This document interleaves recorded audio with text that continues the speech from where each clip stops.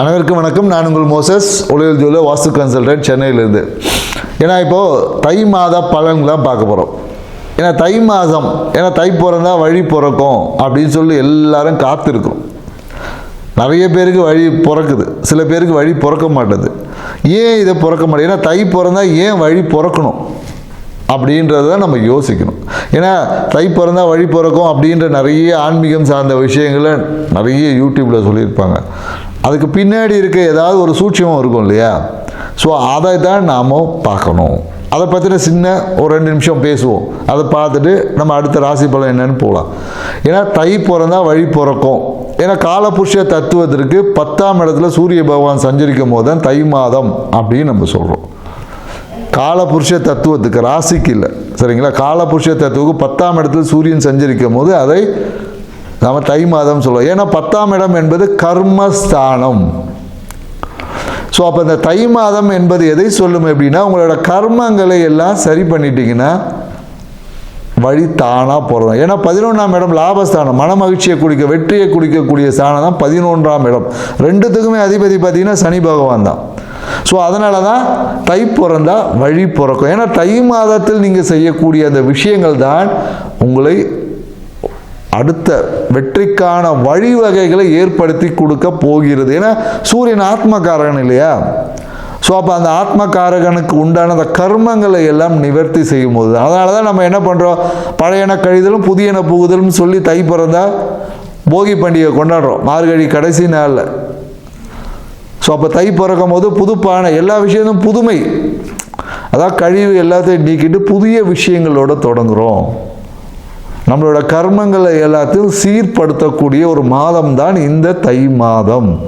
அதனால தான் நிறைய பார்த்தீங்கன்னா விவசாயிகளுக்கு எல்லாமே விவசாயத்தான் பெரும்பாலும் தை மாதம் நம்ம சிறப்பாக கொண்டாடும். ஏன்னா கரும்பு, புது நெல், புது நாற்று அப்படின்ற மாதிரி புதுவான இப்போ தான் எல்லாமே பார்த்திங்கன்னா அந்த அறுவடை முடிந்து அந்த புது பானையில் ஒரு பொங்கலை வச்சு பொங்கும் போது நம்மளுடைய வாழ்வில் ஐஸ்வர்யத்தை பொங்கி தரும். அதனால தான் நம்ம இந்திரனுக்கு அதை வைக்கிறோம், சூரியனுக்கு படைக்கிறோம். இந்திர பொங்கல் தான் அதுக்கு பேர், சூரிய பொங்கல் சொல்லுவாங்க.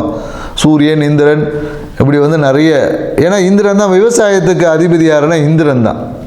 ஸோ அதனால தான் பார்த்தீங்கன்னா இந்திர பொங்கல், சூரிய பொங்கல் அப்படின்னு நம்ம சொல்கிறோம். அப்போது என்னன்னாக்கா அந்த பொங்கல் பானை எவ்வாறு பொங்கி வழிகிறதோ அதே போல் நம்ம வாழ்க்கையிலும் ஐஸ்வர்யம் பொங்கணும். எப்போ கர்மங்களை சரி செய்யும் போது, இல்லை கர்மங்களை சீராக்கும் போது தான் பொங்கும்.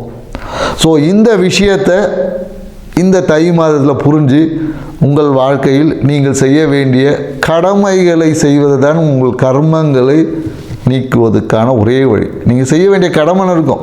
உங்கள் அப்பா அம்மாவுக்கு செய்ய வேண்டிய கடமை, சகோதரருக்கு செய்ய வேண்டிய கடமை, அண்ணன் தம்பி உறவுகளுக்கு செய்ய வேண்டிய கடமைகள் இருக்குது. அதுக்கு தான் அவங்களாம் உங்களுக்கு உறவுகளாக வந்திருக்காங்க. உங்கள் குழந்தைகளுக்கு செய்ய வேண்டிய கடமைகளுக்கு, இந்த கடமைகளை நீங்கள் எப்போது முழுமையாக செய்கிறீங்களோ அப்போ உங்கள் கர்மங்கள் எல்லாம் நிவர்த்தியாகி உங்கள் அடுத்த பரிணாமமான மன மகிழ்ச்சி, வெற்றியை நோக்கி நீங்கள் பயணிக்கக்கூடிய ஒரு தயார் எடுப்பை செய்யக்கூடிய ஒரு விஷயந்தான் இந்த நிகழ்வில் இருக்குது. இந்த புரிதலோட ஒவ்வொரு ராசிக்கும் என்ன மாதிரியான தை மாத பலன், கிரக நகர்வுக்கு ஏற்ற மாதிரி தை மாத பலன் எப்படி இருக்குன்றதை டீட்டெயிலாக பார்க்கலாம். வாங்க வீடியோக்குள்ள போகலாம். மேஷ ராசிக்காரங்களுக்கு இந்த தை மாதம் எப்படி இருக்க போது தான் நம்ம பார்க்குறோம். ஏன்னா இந்த தை மாதம் மேஷ ராசிக்கு பார்த்தீங்கன்னு வச்சிங்களேன், நிறைய பேருக்கு இந்த காலகட்டம் மிக ஒரு சூப்பரான ஒரு காலகட்டம். ஏன்னா இந்த 2026 பார்த்தீங்கன்னா மேஷ ராசிக்கு அவ்வளோ ஒரு அற்புதமான நிகழ்வுகளை அமைச்சு கொடுக்கக்கூடிய ஒரு விஷயமாக தான் இருக்குது. ஸோ இந்த தை மாதத்தில் என்ன நடக்க போகுதுன்னா, நிறைய பேருக்கு இந்த காலகட்டத்தில் வேலை வாய்ப்பு தேடக்கூடியவங்களுக்கு பார்த்திங்கன்னா தொழில் தொடங்கிறதுக்கான வாய்ப்புகள் உருவாகும். புதிய வேலை இல்லை புதிய வேலைக்கான முயற்சியில் இருக்கிறவங்களுக்கு இந்த காலகட்டம் கண்டிப்பாக வேலை என்பது கிடைக்கும். மேலும் அரசு துறையில் இருக்கிறவங்களுக்கு பார்த்திங்கன்னா ஏதாவது இந்த காலகட்டத்தில் ஒரு அவப்பெயரை கூட சந்திக்க முடியும். அரசு துறையில் வேலை செய்யக்கூடியவங்க ரொம்ப கவனமாக இருக்கணும். ஏன்னா இந்த காலகட்டத்தில் தேவையற்ற அவப்பெயரை சந்திக்கக்கூடிய ஒரு வாய்ப்பு என்பது இருக்குது. ஏன்னா நிறைய பேர் இந்த காலகட்டத்தில் கூட இருக்கிற நண்பரே போட்டு கொடுத்துட்டு போயிடுவான், கூட இருந்தவங்க கூட நிறைய விஷயங்கள். அதனால் அரசு வேலை செய்யக்கூடிய மேஷராசிக்காரங்களுக்கு கொஞ்சம் எச்சரிக்கையாக இருக்கணும். தேவையற்ற உங்களோட சீக்கிரட்டை போட்டு கொடுத்து வேலைக்கே உழ வச்சுட்டு போயிடுவாங்க. ஸோ அதனால் கொஞ்சம் கவனமாக இருக்கணும். அதே போல் என்னென்னாக்கா இந்த காலகட்டத்தில் மேஷராசிக்காரங்க இந்த டாக்குமெண்ட்டை கையாளும் போதெல்லாம் ரொம்ப எச்சரிக்கையாக இருக்கணும். அதே போல் என்னென்னாக்கா இந்த காலகட்டத்தில் என்னென்னாக்கா அண்ணன் தம்பி இல்லை தங்கச்சி உறவுகள் இருக்கு இல்லையா, தங்கை தம்பி என்ற உறவுகளுக்குள்ளே ஏதாவது ஒரு மனக்கசப்பு வரலாம், சொத்து பிரச்சனை இந்த மாதிரியான ஏதாவது ஒரு விஷயங்களுக்காக அதை சொத்து பிரச்சனை கண்டிப்பாக இந்த காலகட்டத்தில் வரும். அதை சீர் செய்வதற்கு இல்லை அதற்கான எடுத்த முயற்சிகளில் இந்த காலகட்டத்தில் ஏதாவது ஒரு தீர்வு கிடைக்கிறதுக்கான வாய்ப்பு இருக்குது. ஸோ சொத்து பிரச்சனையே வரலனாலும் இந்த காலகட்டத்தில் சொத்து பிரச்சனை ஏற்படுவதற்கான ஒரு சாத்தியக்கூறுகள் மேஷராசிக்காரர்களுக்கு இருக்குது. மேலும் என்னென்னாக்கா பொருளாதாரம் சார்ந்த விஷயத்தில் பார்த்திங்கன்னா ஒரு நல்ல ஒரு அனுகூலம். ஏன்னா கடந்த காலகட்டத்தில் என்னென்னாக்கா இங்கேயோ கேட்ட இடத்துலலாம் கொடுக்குறேன்னு சொல்லியிருப்பாங்க, கண்டிப்பாக கொடுத்துருக்க மாட்டாங்க.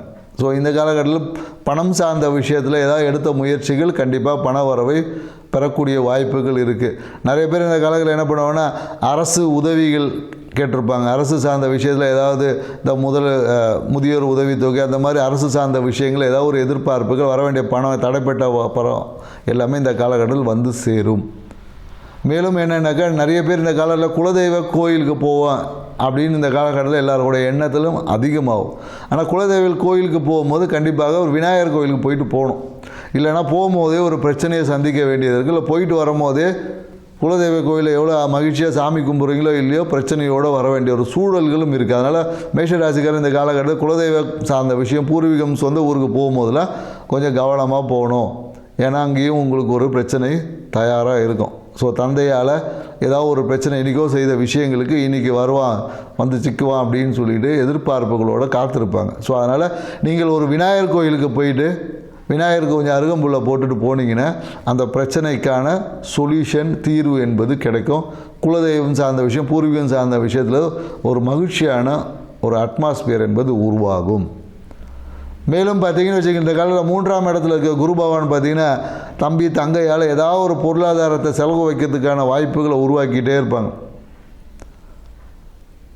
ஏதாவது விஷயங்களில் அவங்களுடைய வாழ்க்கை துணைக்காக இல்லை கணவன் மனைவி விஷயத்துக்காக இல்லை அவங்களோட குழந்தை பேருக்காக ஒரு சுப நிகழ்வுகளில் பங்கேற்கிறதுக்கான வாய்ப்புகள் உருவாக்கி தம்பி தங்கை என்ற உறவுகளால் சில விரயங்கள் என்பது இருக்குது. அது எல்லாமே ஒரு சுப விரயம் தான், நல்ல விஷயத்துக்காக கொடுக்கல ஒன்றும் தப்பு ஒன்றும் கிடையாது. ஸோ அதனால் தாராளமாக நீங்கள் கொடுக்கலாம். மேலும் என்னென்னாக்கா மேஷராசிக்காரன் இந்த காலகட்டத்தில் மனசில் பார்த்தீங்கன்னு வச்சிங்களேன் ஏதாவது ஒரு பயம் இருந்துக்கிட்டே இருக்கும். ஏதாவது இந்த இல்லீகலாக ஏதாவது தொழில் பண்ணக்கூடியவங்களுக்கு எல்லாமே அரசு சார்ந்த விஷயத்தில் ஒரு நெருக்கடிகளை ஏற்படுத்தக்கூடிய ஒரு காலகட்டம் இருக்குது. ஸோ இந்த காலகட்டத்தில் ஏதாவது ஒரு விஷயங்கள் நிறைய பேருங்கள டேக்ஸ் கட்ட முடியாமல் இல்லை டேக்ஸ் ஏதாவது நீங்கள் ஏமாற்றிருந்தீங்கன்னா கண்டிப்பாக ஒரு லீகல் நோட்டீஸ் உங்கள் வீட்டுக்கு வரும். ஸோ அதனால் என்னென்னாக்கா கணக்கு வழக்கு சார்ந்த விஷயத்தில் கொஞ்சம் கிளியராக வச்சுக்குங்க.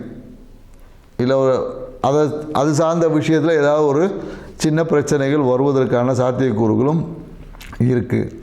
இது எல்லாம் இருந்தாலும் இதை எல்லாத்தையும் எதிர்த்து வெற்றி அடையக்கூடிய ஆற்றல் மேஷராசிக்காரர்களுக்கு இருக்குது. ஸோ அதனால் என்னென்னாக்கா மேஷராசிக்காரர்கள் இந்த தை மாதத்தில் உங்களுடைய குரு வழிபாடை செய்வதன் மூலயமாக இல்லை வியாழக்கிழமையில் குரு தட்சிணாமூர்த்தியை வழிபாடு செய்வதன் மூலயமாக உங்கள் வாழ்க்கையில் வரக்கூடிய அனைத்து இன்னல்களையும் அப்படியே நன்மையாக மாற்றிக்க முடியும். ஏன்னா எல்லாருக்கும் பிரச்சனை என்பது இருக்குது. அந்த பிரச்சனையை யார் சமாளிக்கிறாங்களோ அவங்க தான் வெற்றியாளர். அதனால் என்னென்னாக்கா மேஷராசிக்காரர்களுக்கு இந்த காலகட்டத்தில் பிரச்சனை இருக்கானா இருக்குது. ஏன்னா நன்மை வரணும்னா ஒரு பிரச்சனைக்கு அப்புறமா தான் வரும். அந்த பிரச்சனையை நீங்கள் கையாள்வதன் மூலயமா தான் நன்மையை பெற முடியும். ஸோ அதனால் என்னென்னாக்கா குரு வழிபாடு உங்களுக்கு அதுக்கு தேவையான உதவிகளை செய்யும், அதுக்கு தேவையான சப்போர்ட் பண்ணும். ஸோ அப்போ உங்களுடைய பிரச்சனை இலகுவாக முடிஞ்சு உங்கள் வாழ்க்கையில் மகிழ்ச்சி சந்தோஷம் லாபம் பல மடங்காக பெருகும். நிறைய பேருக்கு இந்த காலகட்டத்தில் குடும்ப தொழில் செய்யக்கூடிய விஷயங்களில் குடும்பம் இந்த காலகட்டத்தில் ஏதாவது ஒரு சப்போர்ட் பண்ணும் தொழில் தொடங்குவதற்கு. நிறைய பேர் இந்த காலத்தில் மேலும் மனைவி பேரில் இந்த காலத்தில் தொழில் தொடங்குவாங்க. நிறைய மேஷராசி தொழில் தொடங்கக்கூடிய நபர்கள் எல்லாமே மனைவி பேரில் தொழில் தொடங்கிறதுக்கான வாய்ப்புகள் இந்த காலகட்டத்தில் இருக்குது. ஸோ அதனால் என்னென்னாக்கா தாய்மாமன் இவ்வளோ நாள் ரொம்ப சப்போர்ட்டிவாக இருந்தார். இப்போ இந்த காலகட்டத்தில் அதுக்கு பல விஷயத்துக்கு பிரேக் போடுவார். இது வேணாம் இப்படி அப்படி ஏதாவது ஒரு சிறு விஷயங்கள் தாய்மாமன் உறவில் ஒரு பிரச்சனைகள் வரும். அடுத்த மாதம் சரியாயிடும். அதனால் அதை பற்றிலாம் நீங்கள் ஒன்றும் பெருசாக எடுத்துக்க தேவையில்லை. உங்கள் குரு வழிபாடை செஞ்சு பாருங்கள். இந்த தை மாதம் உங்கள் வாழ்க்கைக்கான வழி பிறக்கக்கூடிய ஒரு மாதமாகும். நன்றி, வணக்கம்.